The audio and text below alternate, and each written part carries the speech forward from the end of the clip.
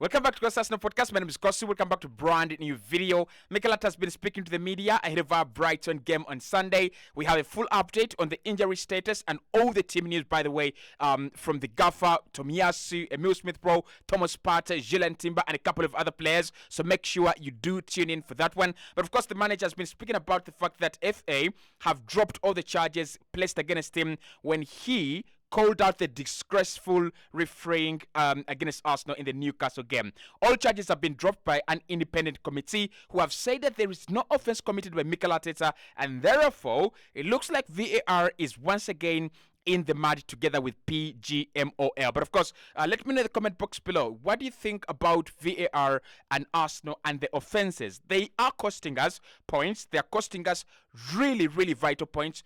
2 points against Aston Villa. 2 points against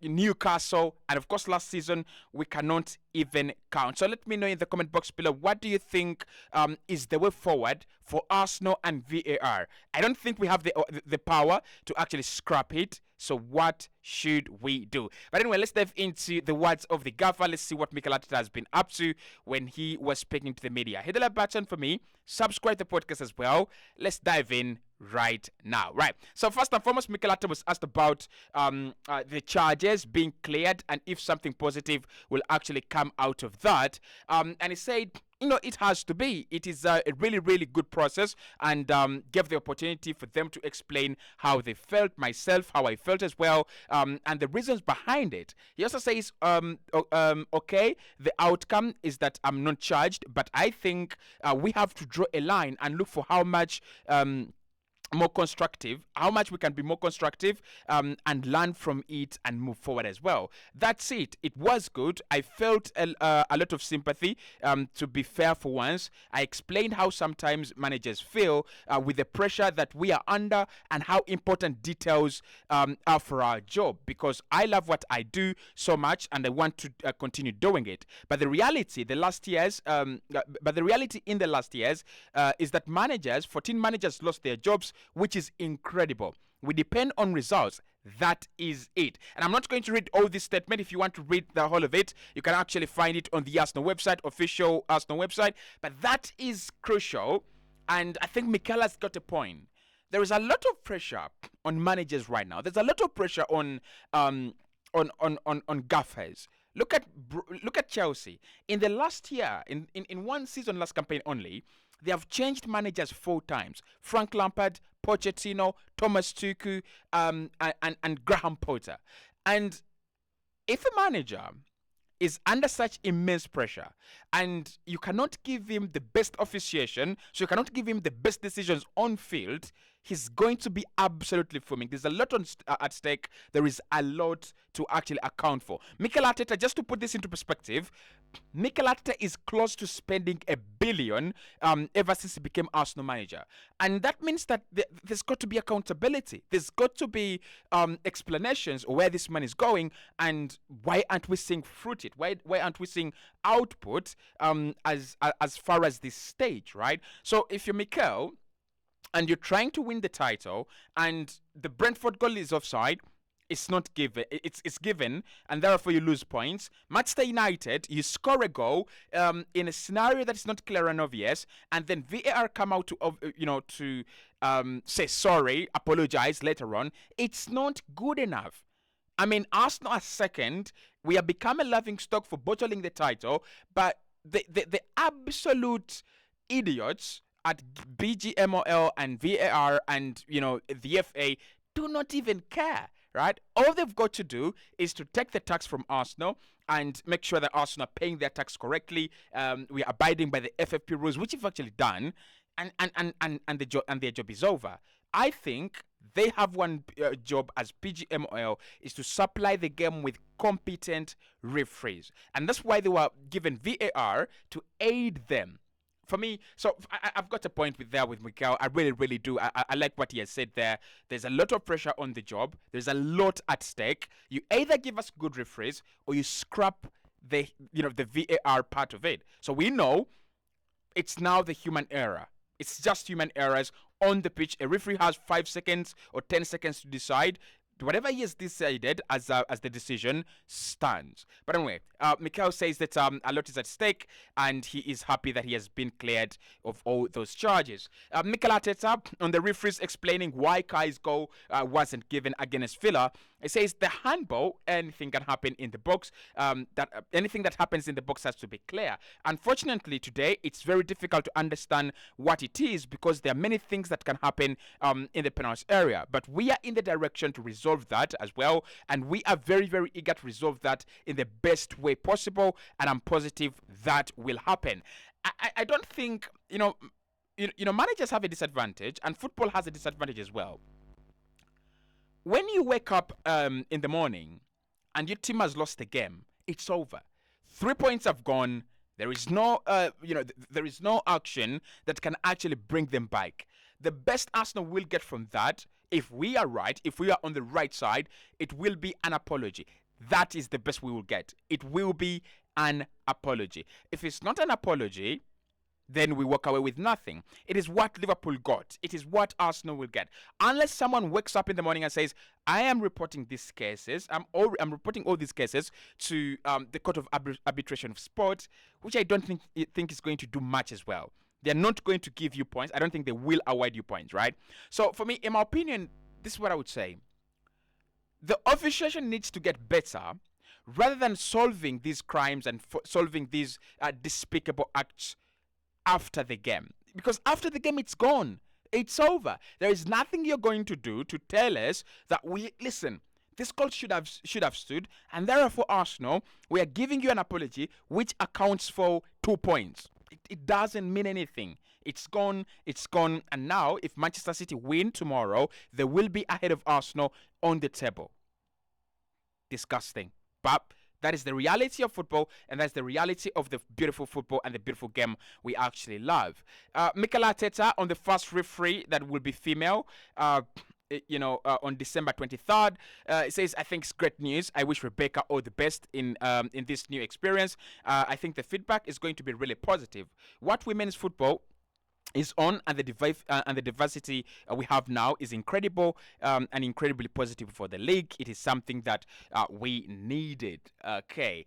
Right, on our ability to respond to defeats, Mikel says we will try to play our best football. We love winning, and the team is desperate to do anything it takes to win games. We showed that against Villa when, in my opinion, we were better than the team and should have won the game. We will try again against Brighton, and we will make life very difficult.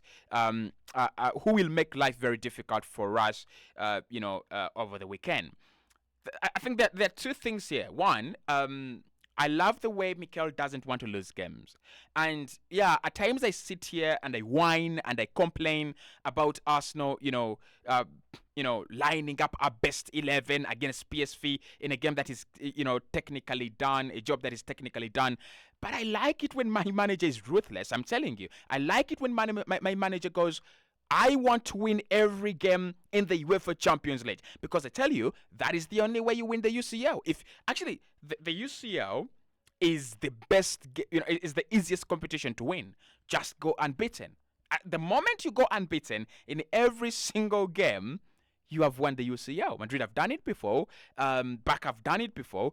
If you can go unbeaten throughout all the games in the UCL, I dare anyone to take that trophy away from your cabinet. So Mikel is ruthless, absolutely ruthless, and says Brighton will give us a hard time. There's no question about that. They will. They have always given us a hard time. They're good side. I think their education is good. They're off form as well. And Mikel needs to put that into consideration, that as we take on Brighton, we have to be disciplined, play well, give them the respect they deserve. But at the end of the day, they're actually off form, and we can easily dismantle them. I won't be surprised if Arsenal hit Brighton like 5 or 6 goals to nil. Why? Because Aston Villa have done it. Villa nailed Brighton, and I really sympathize with Brighton. I really, really did on that day. It was a massacre. It was disastrous. So Mikel has got a point there. We need to bounce back, and this is why this game is actually very, very important. You bounce back in this one, you stand a chance to fight for top of the league on Christmas Day by Christmas Day, sorry, against Liverpool. When we play them, I think it will be before Christmas on the 22nd or 23rd. Mikel Arteta on what makes Brighton so hard to beat. He says they're a really good side. Last year, when we had that game under control, we conceded a goal and the game completely broke up and we struggled, especially in the last 15 minutes of the game. So we had to play better and very, very efficiently as well, which is key against them. Actually, Mikel has got to talk about the game and the appearance and the performance, the dreadful performance we put in against Brighton at the Emirates Stadium last campaign. It was unacceptable. It was unacceptable. That is the worst performance that we have put in at home against a mid-table side. That was bad. Really bad. And again, it was kind of our prime season. So for us to play and lose 3-0 to Brighton in our prime season, in a season where we were overachievers, wow. Wow, they are really good. So I respect them. I really, really do like them. I like the way they play. I think Moises Caicedo not being there has taken a toll on them. I think losing these players, in one window has actually affected them somehow. But they will come around. Brighton, they will come around. There's no question about that. They're capable of winning games and they're capable of going at any stadium and scoring goals for fun. Right? So we've got to be careful. I agree with the manager there. We've got to be careful. They're nice, they are good, and they beat Arsenal. Right?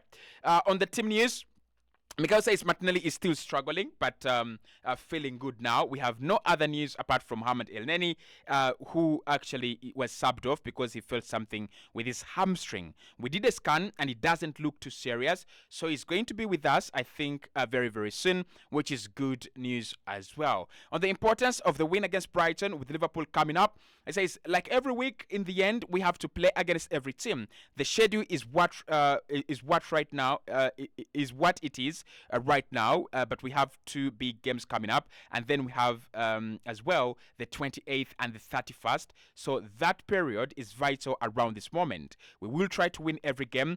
That is for sure. We have a game on 28th, rest on 29th and 30th, and then play on 31st. I love the Premier League, don't you? I really, really do. But again, Mikel has to plan for both of these games. Liverpool, away, you don't win there.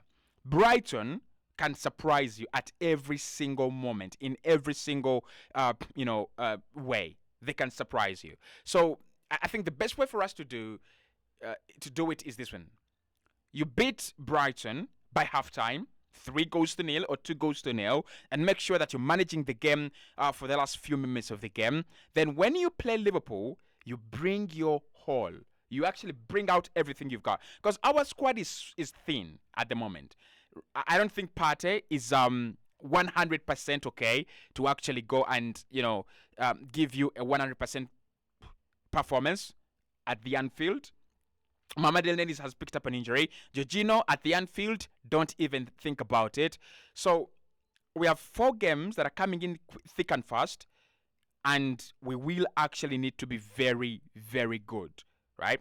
Because if you lose those 4 games, if you win none of those 4 games, you have won none in your last 5, and you'll find yourself out of the top 4, and your title dream, dream is literally over. So we've got to be very careful during this period. This is when the title for me is always decided.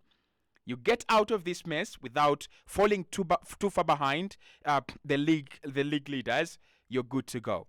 Mikel, on what he has made of Brighton's start with the campaign, he says they have been really, really good. I think they have taken to another level, playing in Europe as well. They've been really successful. You have to see last night what they did. They've done that after selling players, a lot of injuries. So huge credit to them for Roberto Di Zerbi and the coaching staff for what they're doing, because it is really impressive. On the ideas presented by the FA, because says that was a private meeting, I cannot explain what we discussed in there. I'm actually sorry, right? But I would love to know what actually went in there. And if the players should be more honest about referee decisions, it says the players have a lot of things to do. Let's not put more on their plates. Yeah, absolutely. Like these players we're talking about the players that have to play 4 games in the remaining 10 days of December, and they're not going to get an international break in January because sorry, they're not going to get a break in January because there is an international break in January. Right? In footballing terms, you understand what I'm talking about. On what Brighton have done that has caused us problems in the past, Mikel says they've been really good. They've been really, really, really good with their players and their way of playing with specific and causes, which is specific and causes you problems. They are very efficient. Efficiency in football is key, and on that day, they were more efficient than us, and that's why they caused us real big problems. On if we would make on if he would make comments again that he made after the Newcastle game, he says, "In life, it's too easy to do that. It was done. I defended my opinion. I expressed my opinion. I say again that I'm fully supportive of how we have to improve the game, and the referees are being part of that. They know that managers as well as players and everyone is and everyone involved offers everything they have. We have the duty and the responsibility to do that. It is good that we can discuss things in in an open and honest way." Okay. On Roberto Di Zerbi's passion for the game, it says we live the game as we feel it. When I was a player, it was very similar. Everybody has their own way of being, talking, and communicating. I think it's great. As long as we are genuine, I think it's actually very, very good. On Di Zerbi, on the job Di Zerbi has done at Brighton, it says, "I know him and I've spoken to him a few times about different topics. I've followed his career since he was at Sassuolo before he moved to Ukraine. It is very impressive what he's done, the way his team plays, and what he's accomplished in the Premier League as well so far." Okay, Mikel Arteta on having plenty of fixtures during the Christmas period. He says, "I like it. It gives us an opportunity to bring family over. When I was in Spain, it was different. I had incredible memories when I was a player, and right now as a manager, I do as well. The year is this year is very rare because we're going to have the 24th and the 25th without a training session, which extremely is bizarre. But it will be good to spend time with the family. I have young kids and they are super excited about Christmas." Okay. On how Brighton educated Trossard and White earlier in their careers, Mikel says, "I know how good they are in their process, in their culture, and the culture they have, in the way they are coached as well. You can tell they are both very intelligent players who understand how we want to live together, how we want to play the game as well. Both have a lot of versatility. That's not a coincidence. It's because of the way they played under Graham Potter as well." On Reece Nelson's performance against PSV, and if you'll get more minutes moving forward, it says, "I think he had a really, really good game. As you said, he was lively and really brave in his decision making. He generated 3 or 4 big situations. He worked so hard, and he had to be subbed off at the end because he was cramping. I think he had a really, really positive impact on the team." And finally, on if there is motivation for revenge after last season's defeat at Brighton, Mikel says it was a tough day, losing at home, and the way we did it. With the last goals we conceded, it was painful. It was like a dream that was almost over, not mathematically, but a big part of it. It was really, really a tough day. Yeah, that's the day. I don't think that is the day that the dream of winning the title was, diluted. But I think that day, Mikel Arteta gave up. That day, Mikel Arteta accepted. But for me, the day we lost to Everton, and we lost to Brentford, that is the day we dropped the title.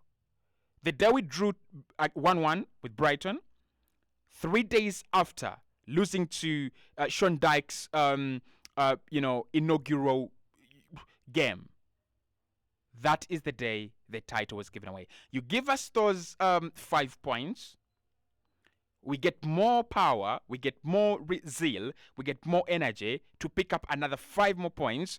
I don't think Man City would actually catch us. But anyway, that is Mikel Arteta and whatever he has had to say with the FA, with Brighton, with Di Zerbi, with the injuries. So we will speak to you right in the next one.